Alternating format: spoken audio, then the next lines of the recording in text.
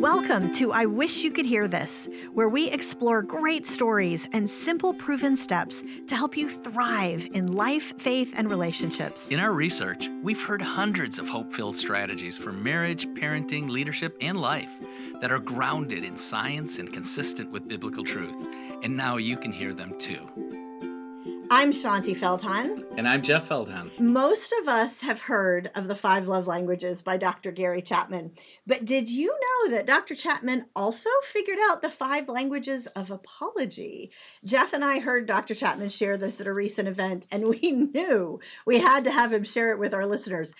Every relationship is going to experience conflict at times, whether it's a spouse, a friend, kids, a coworker.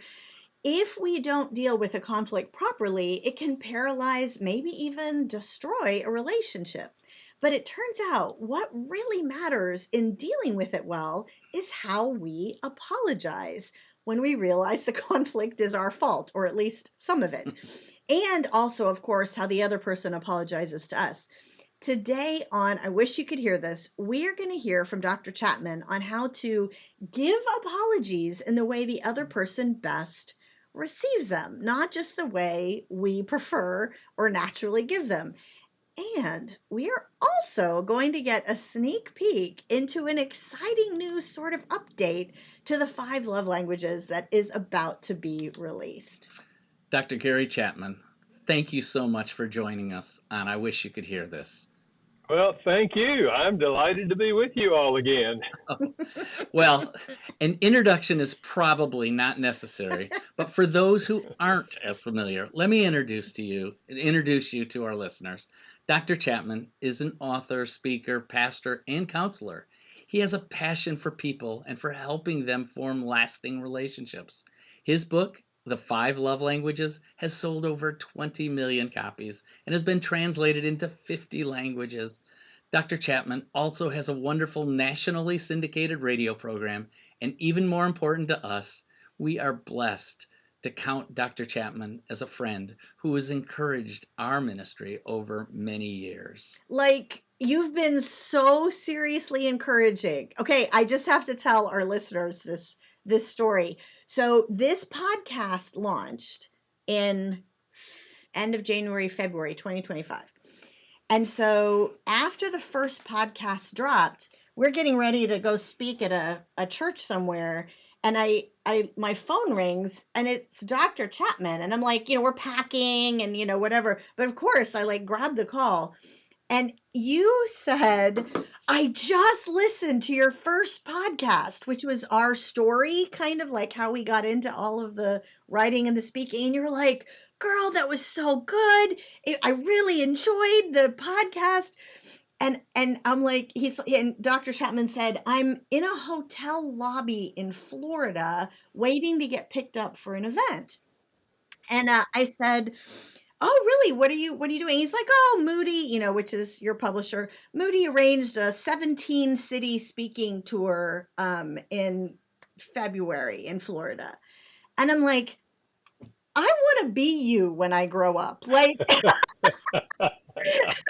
fact that you're on a 17-city speaking tour in February, I'm like, wow. Okay. Fantastic. Wow. Thank you. Thank you. If you're gonna do a tour in Florida, do it in February. Exactly. Like, seriously. So thank you. You've been a great encouragement to us. Well, that's wonderful. I appreciate what you guys have done and are doing. No, thank you. Well, vice versa. So here's what we want to cover on this podcast. There's 2 things for everybody to know that we want to cover. But big picture, both of those 2 things are really about mining your insights into how we can help the other person feel cared for in the way that they need, not the way we might naturally kind of act or respond. And that is, the 2 things are both in showing love, which is like the 5 love languages stuff that people are probably a little bit more familiar with, but also showing apology for when we hurt the other person. So first, I just want to give a sneak peek to our audience for what is a it's sort of an update in a way to the 5 love languages. It's a book that Dr. Chapman is releasing with Les and Leslie Parrott very soon.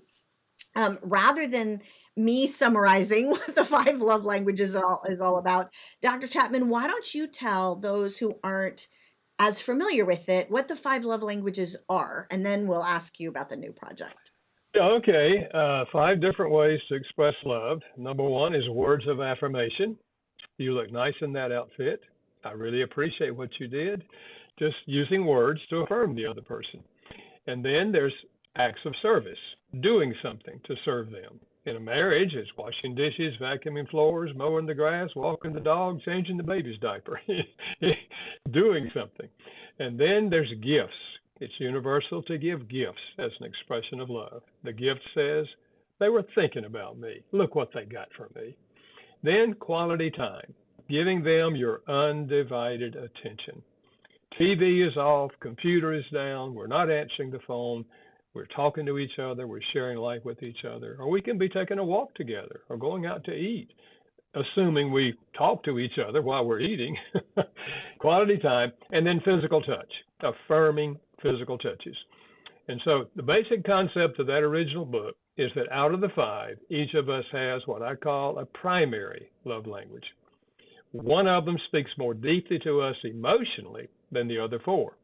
And if we don't receive love in our primary language, we will not feel loved, even though our spouse may be loving us in some of the other languages.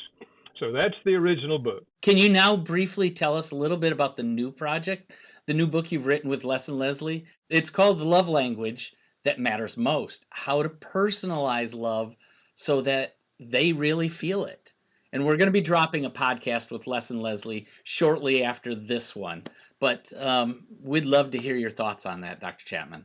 All right, I'll just give you a few brief words on this one, okay? And I'll let Les and Leslie share more deeply next week. It's really a follow-up book to the 5 love languages. And among other things, we're dealing with not only the love language, your primary love language, but the particular dialect or dialects within that language that are most important to you. You know, for example, there's words of affirmation, but within all these languages, there are different ways to express them. I call them dialects. For example, there's encouraging words. You know, somebody shares an idea, and you know, that's great. You should follow through with that. Just encouraging words. And there's words of appreciation. And this is words of affirmation is my language, and this is my dialect. Affirmation. You know, affirming me for something that I've done or said or whatever. Yeah, affirmation. And then there's words of praise, praising them for something about their. Yeah, I could go on. So in all of the languages, there are dialects, and in this book, we're spelling out some of those dialects for each of the languages. And then the other thing we're doing in the book is connecting their personality with their love language, because the personality has a lot to do with how you express their primary language. So it's going to be a real help to folks who already know the 5 love languages, who read the original book. This is going to be a real help. And Les and Leslie will tell you more in depth and also some other things that are going to be in the book. But we are excited about it. And I'm glad that they joined me, because they're a great team, as you well know. Oh, yeah. They're amazing. So can I, before we get into the next topic, ask a question? Absolutely. Since we have Dr. Chapman here. and it's one that I've puzzled over a little bit. So let's take acts of service, for example. Which, you know, might technically be relevant for both of us. So yeah. It's important, you know, to the party receiving it, that it is seen as an act of service by that party. What happens when the party just kind of goes, it's what they should be doing? It's not an act of service. It's basic requirements. Of course you should be putting the dishes away. Of course. That's just your job. So how do we help when the recipient doesn't necessarily receive it the way that the person is attempting to give it? You just stop doing it for 3 weeks. Okay. And they will say, honey, you haven't washed it. What's wrong? You're not washing the dishes. Well, I understood that it really didn't mean that much to you, you know. So I just, why should I do it? Okay. And then, oh, but it does mean a lot to me. Oh, Okay. well, you haven't said that. And that's, oh, okay. Well, if it's very meaningful to you and you see it as an act of love, then I will do it again. Yeah, yeah. Oh, I love that. I love that. It makes me wonder if both you and Dr. Chapman are Enneagram ones. I No, I love that. Thank you. That helped a lot. well, and All right. it's actually interesting because, and we don't need to get into this, but it is interesting how one of the reasons that if we go back 22 years, one of the reasons Jeff and I did the research on For Women Only on understanding men was that I didn't understand this about him. Like, I didn't recognize that he needed to hear the words of affirmation for the things that he did Yeah. for me. So Yeah. that was the big aha moment for Right? me. So Oh, that's All great. right. Thank you. thank you. That was Thank a you. bonus. Thank you. That was a little bonus episode. Okay. I want to switch to the languages of apology topic. So a few months ago, Jeff and I and Deborah Fileta and Dr. Chapman we were doing a virtual event for marriage. And he was asked, the organizers asked him to talk about something that, for whatever reason, we had never heard him talk about before. What he had found out about the 5 languages of apology. And as we listened to this, Jeff and I were going, wow, wow. And I wrote. And we afterwards were going, why haven't we ever heard this before? No, All the seriously. research that we've done on helping people understand one another, this was one that was it was dark in our stuff. You can see the piece of paper that was underneath the camera's angle where I wrote down the word podcast. I want to get him on the podcast. So here we are. Yeah. So before we jump into this in a little more detail, can you briefly explain what do you mean when you say languages of apology? Like, before you explain what the five languages are, what is a language of apology? It's 5 different ways to express an apology, just like the 5 love languages are 5 different ways to express love. And just as we have a primary love language, we have a primary apology language. So a spouse could be apologizing in one way, and in their mind, they're sincerely apologizing. In your mind, that's not a sincere apology. So that's the basic concept. It's important to learn. It's important not only to apologize, but to learn what the other person considers to be a sincere apology. Because when someone's apologizing, what we are asking ourselves is, are they sincere? Because if we judge them to be sincere, it's much easier to forgive them. So this is a really powerful thing. I say that there's 2 essentials to long-term healthy marriages. One is we speak each other's love language on a regular basis and meet that emotional need for love. The other is we deal effectively with our failures. None of us are perfect. You don't have to be perfect to have a long-term healthy marriage. But we do have to deal with our failures, and that's where apology comes in. So as I was reading the book, I was just, and I love the way you lay it out through so many stories of just individuals that are sharing, here's what happened between my spouse and myself, and this didn't feel particularly right as an apology. And you gave so many of those, and unfortunately, I saw myself in many of those quotes from those people. But for the listeners, could you give us a, kind of what are those 5 languages of apology? Okay, these are in no particular order of importance. Number 1 is expressing regret, often with the words, I'm sorry. But please don't ever say those two words alone. Tell them what you're sorry for. I'm sorry that I lost my temper and yelled at you. So, you see, if you simply say, I'm sorry, which we often do, I'm sorry, the other person may well be thinking, you certainly are. Is there anything else you'd like to say?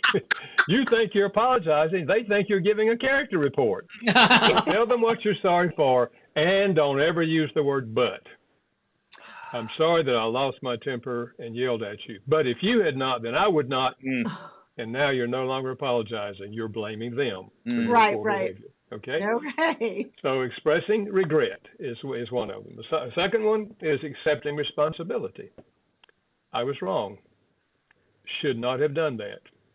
I take full responsibility. Accepting responsibility.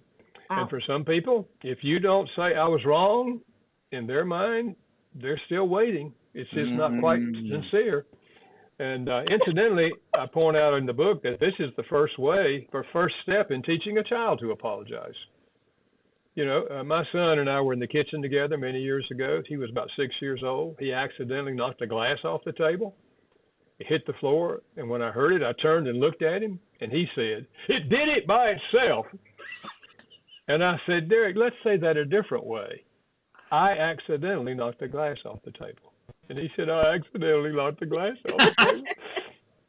It's not a sin to accidentally knock the glass off the table. I'm just helping him accept responsibility for his behavior. You know, so accepting responsibility.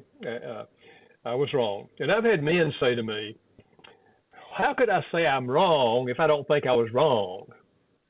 I say, listen, guys, don't get bent out of shape over whether or not what you did or didn't do was actually morally wrong. If it hurt your spouse, in that sense, it's wrong, and you did it, so accept responsibility. And I give this illustration. I said, you know, I came home from a trip, and my wife, they had delivered a chair that my wife had reupholstered. And I was sitting in that chair that next morning, and she came in and said, "Honey, how do you like the new cover?" And without thinking, I said, "Well, honey, I like it, but to be honest, I like the old cover better." She broke into tears. "I can't believe you don't like it." And I say, guys, that is such an encouraging story for every one of us guys out on the planet, Dr. Chapman. If you had that experience. Of course, I apologized to her, and I said, "Hey, guys, what I said was not a sin. It was just stupid. Okay, so let's accept that our stupidity and just acknowledge I was wrong. I'm the one that said it, so I'm wrong." So accepting responsibility, and then a third one, apology language, is offering to make restitution. What can I do to make this right? And for some people, this is what they're waiting for. And if you don't offer to make it right in their mind, you've not apologized. I tell this story. I think I told it maybe when you were listening at that meeting where I spoke. But I said I sent the manuscript to a counselor friend of mine in California. I said, "Would you read this and give us feedback before we publish it?" So he came back and said, "Gary, my wife and I read it together, and I realized, oh, number one, that's what I've always said for 15 years in our marriage. I've told her I'm sorry. You know, I'm sorry." And said it always seemed like she just couldn't let it go. We got to this one, and he said, "My wife said to me, this is what I've been waiting for 15 years. You have never, ever offered to make things right." He said, "It never occurred to me. But now I do. I still tell her I'm sorry. And then I say, okay, honey, what can I do to make it right?" And he said, "She always has an idea." And when I do it, she can forgive me. She can let it go. See, for 15 years, his apologies had seemed insincere to her because he wasn't speaking them in her language. Yeah. And then there's genuinely repenting or expressing the desire to change your behavior. Okay. I had a wife say to me not long ago, she said, "You know, Gary, he does this." She told me what he did. And he will say, "Honey, I'm sorry. I didn't mean to hurt you." And he does the same thing next week and says the same thing. And then the next week. She said he couldn't be sincere. If he were sincere, he would try to change his behavior. See, she's talking about this language, expressing the desire to change. And so I give examples of that in the book. It's saying to the spouse, I don't like what I did, and I know it's what I did last week. Can you help me? Can we get a plan so I won't do this again? And Wow. talk about it and get a plan so you won't do it again. And for some people, if you don't express the desire to change your behavior and start doing things differently, how could you be sincere? You just keep on doing the same old thing over and over. Yeah. And then number 5 is actually requesting forgiveness. Will you forgive me? Or I hope you can find it in your heart to forgive me. I have to be honest, this one was not on my radar. I mean, I thought if I'm apologizing in any manner, would you not know that I want to be forgiven? Because otherwise, why am I apologizing? But for some people, they're actually waiting for you to say the words. And I give an example of my co-author, Dr. Jennifer Thomas, and we wrote this book together. Her mother said, I'll give you an example of that at work. I have a close friend. I mean, close friend for 15 years. And I noticed the last 2 or 3 days she'd been a little quiet, just kind of cold. And so I said to her at a break, is everything all right between you and me? Incidentally, that's the way friends talk. If you think something's not right, you ask. Right. And she said, my friend said, one of the things that bothers me about you, you don't ever apologize. Her mother said, I was shocked. And I said, what do you mean? She said, you remember 2 weeks ago when you da-da-da-da-da? And she said, yes, I do remember that. But I told you I was sorry. And the lady said, I know, but you did not ask me to forgive you. Her mother said, I was shocked again. And so I said, well, then let me ask you to forgive me. I value our relationship. So will you please forgive me? And the lady said, sure. It wasn't that she didn't want to forgive her. It was that in her mind, her mother had not apologized. It's incomplete. Incomplete, absolutely. Wow. So those are the 5 languages, and the idea is that most of us have one of those. It might be 2 of those that are part of a sincere apology. And if they don't hear it, then in their mind, the other person is not sincere. And so they have difficulty, for forgiving the person. I can see how the love languages For sure. and the languages of apology really go together. That they're all, in a way, a type of love language.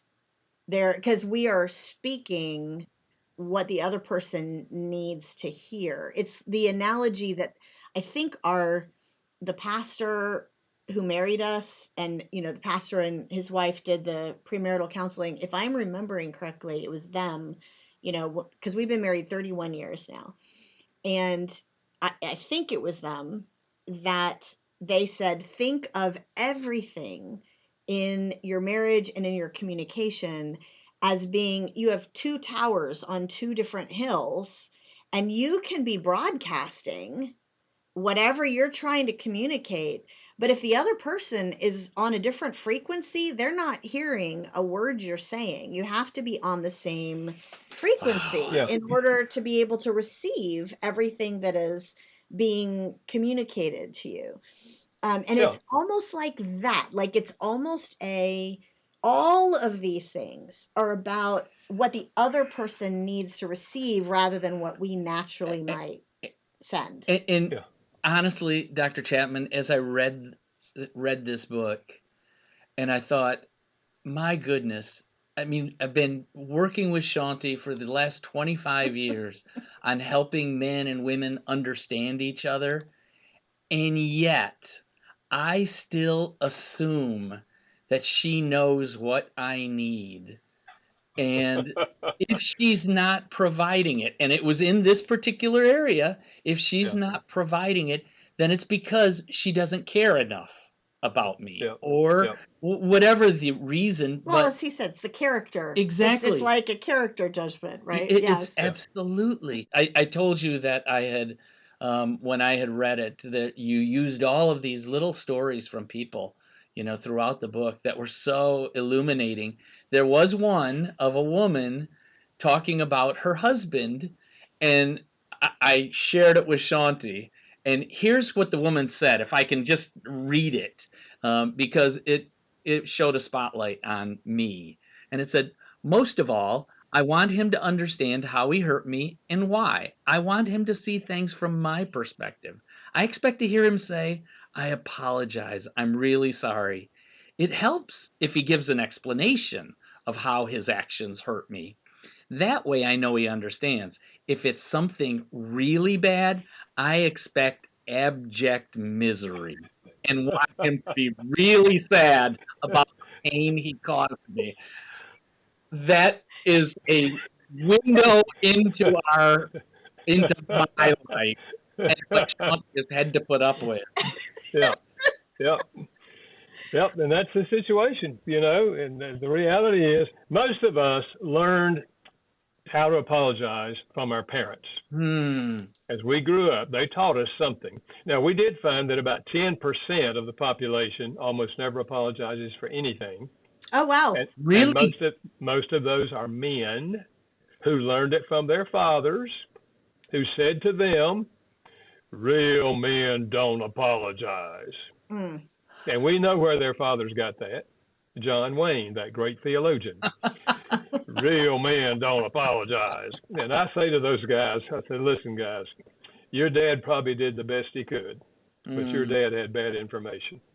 Real men do apologize. Right. Yeah. In fact, you're never going to have a long-lasting, healthy relationship if you don't learn to apologize. But we learn from our parents, and so that's what we do, you know. But we had different parents, and so you know, I think if we realize it, I find in my conferences that I lead, I found that at least 80% of the couples who are there have never had a discussion about what a sincere apology looks like. That doesn't surprise me at all. Yeah. I don't think we've ever had that conversation. We have a high value of apologizing, like our kids, us, you know, saying I'm sorry is a big deal, but that's as far as it went. Well, and it's like a lot of things in life and in our relationship, you kind of just manage around things and you figure out kind of, well, it kind of sort of works. And that is oftentimes such an inferior result than if you can have some understanding and then talk about it. Yeah, absolutely. And that's why I think this book is beginning now. Of course, it's getting out there now. It's beginning to help a lot of people realize, oh, okay, well, then what do you consider to be a sincere apology, honey? Right. And they share with you, and then you share with them, and now you have information. That's it. So, okay, next question, which is I can tell everybody who's listening to this, if they're driving in the car, they're listening to this podcast, they're going, so how do I identify? How do we identify two things?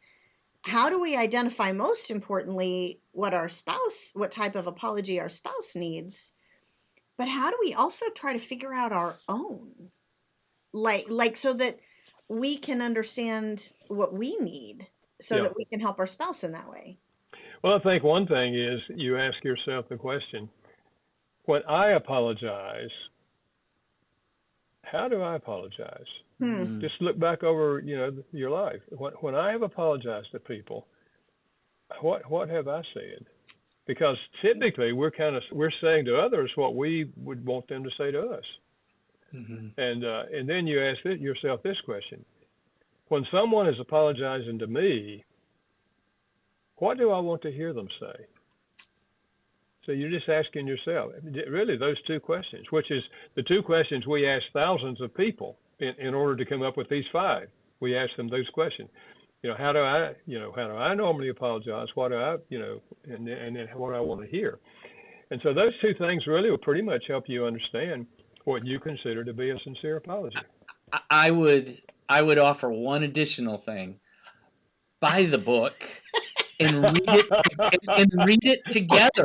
Yeah, seriously. I'm dead serious about that. Buy the book and read it together, because as you're doing that, you can go just like what I didn't realize what I was actually looking for. I just didn't realize it. But once you know this, like, okay, can I share the recent example that just happened this morning. Is that okay? You can share. Okay. Because we were preparing for this podcast and getting ready to talk to you, and we've both been doing our different things about prepping for the podcast, and Jeff was the one who had been really reading more of the book and telling me some of the details.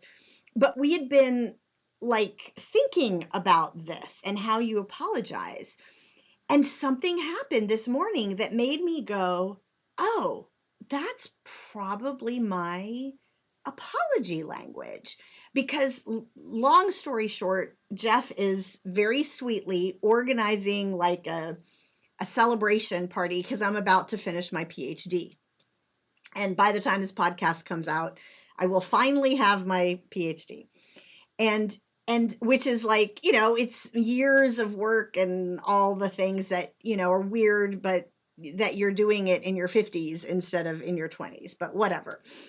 And so this morning, I had basically, without intending to, kind of asked him, how's that going? Like I didn't intend to make him feel like pressured, but I did. And he responded by, I think, Accordingly, not accordingly. I responded not well. Let's put it that way. The response is maybe a short answer and then silence. And then, yeah. again, not proud of that, but that was my response. Yeah. So anyway, so he came as we're getting ready to do this podcast. He came up to our bedroom. He came over to where I was sitting instead of where he usually goes, towards his like dresser. And he kissed me on the forehead and he said, I am so sorry. You deserve everything that I can give you. You've done so much work. This is such a huge thing. I'm so sorry that I handled things that way. And it was like that, like the I was wrong kind of thing, because I think if I'm understanding your languages, that's the I was wrong language. Mm-hmm. And I was like, I would never have recognized that just the, hey, I'm so sorry, I won't do that again. It wouldn't have, Yeah. like, that wouldn't have really, I mean, it would have been nice. It wouldn't have been a bad thing. Yeah. But what really emotionally hit me was him saying, I was such a bonehead. I hate to say it that way, but for handling Right. things that way. Yeah. Yeah. Right. And so Yeah.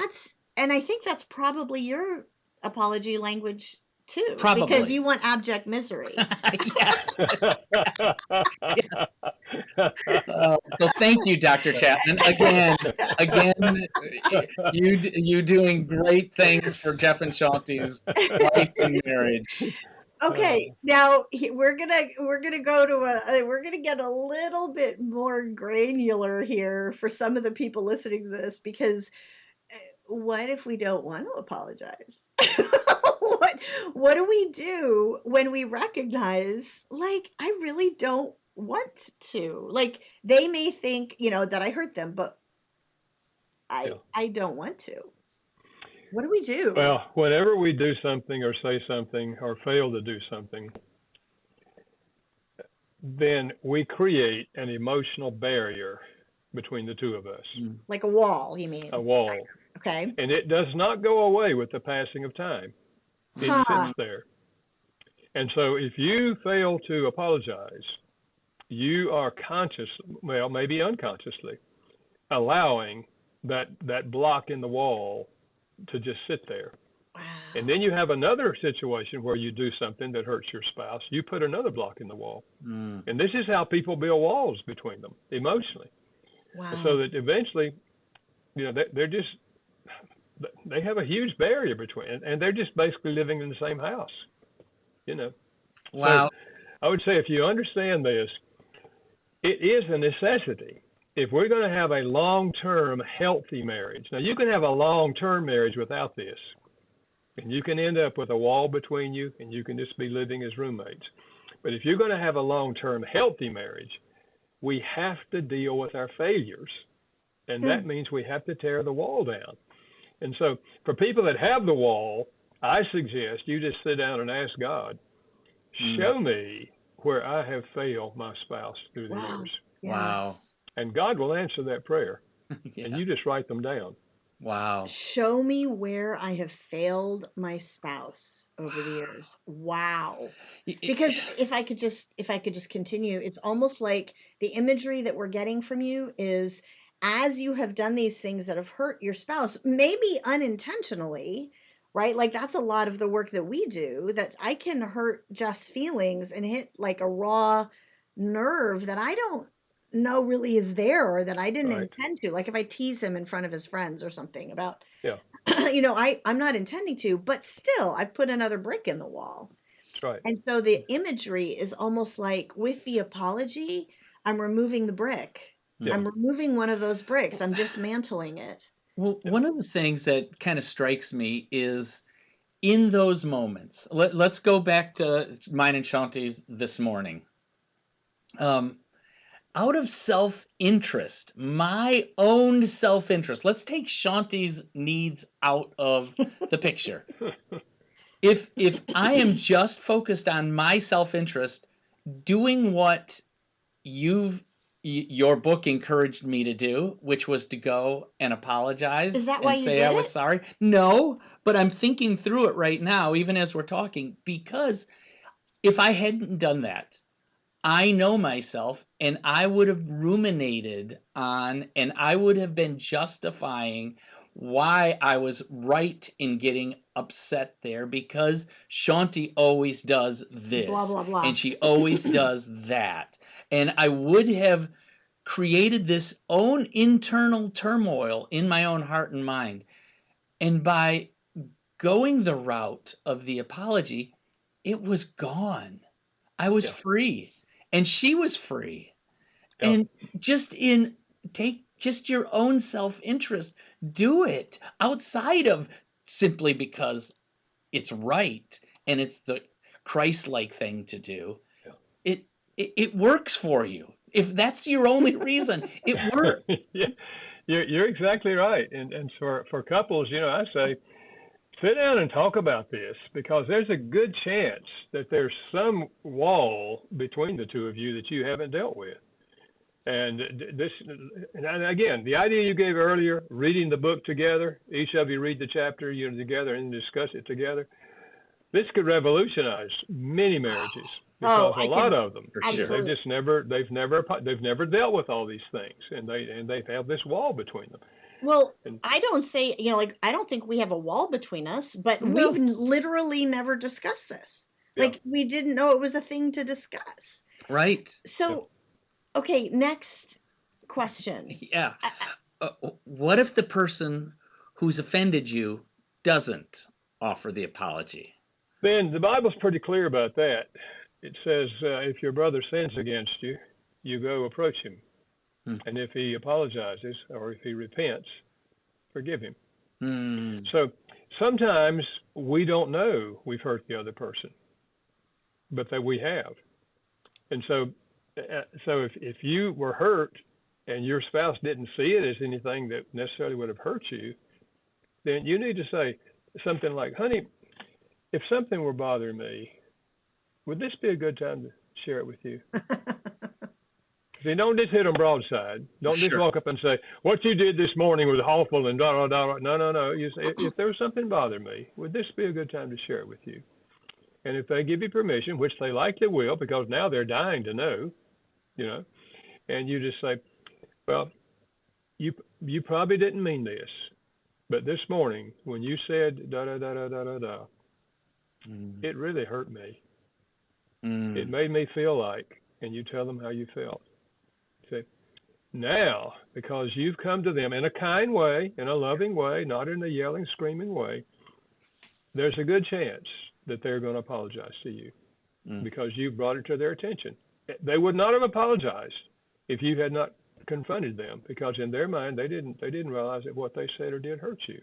Yeah. But even if they did realize that what they did was wrong and they don't come to apologize, then you're going to them and you say, I value our relationship and I want our relationship to be open and honest, and therefore I want to share with you. Last night or whatever. You yelled at me. You screamed at me. You said harsh words to me. And, and I don't know, maybe you feel like I deserved it, but it really, really, really hurt me. And I want us to deal with it. And when they see that you're coming in a kind way, they're far more likely to apologize to you. Now, some people are going to be defensive because that's a part of who they are. Because to apologize that they're wrong makes them feel like they're a bad person. No, to apologize and admit you're wrong simply acknowledges that you're a human. You're not a bad person. You're just a human. All of us do things that are wrong in terms of our relationships.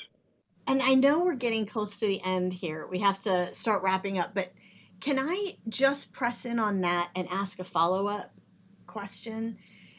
If you say, that hurt me, or for whatever reason the other person apologizes to you, okay, but maybe they don't know your apology languages yet, or we're all still just trying to figure it out, and you just don't feel like it's sincere, whatever that apology is. You don't feel like it's a sincere apology.